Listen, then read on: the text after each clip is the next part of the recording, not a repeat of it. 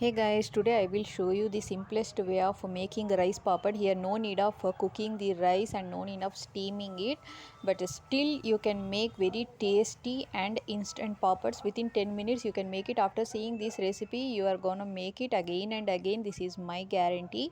So for this you have to soak 1 cup of rice overnight. Here I have taken ration rice. You can take any rice of your choice.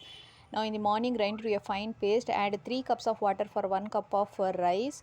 Add a pinch of salt and pepper. Here I have added curry leaf powder. It's up to you. You can add any flavor you want.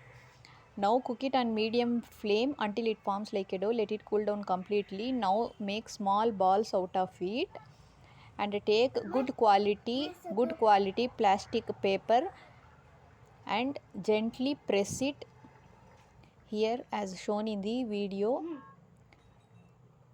Now so likewise you have to make all the balls and press it like a poppers.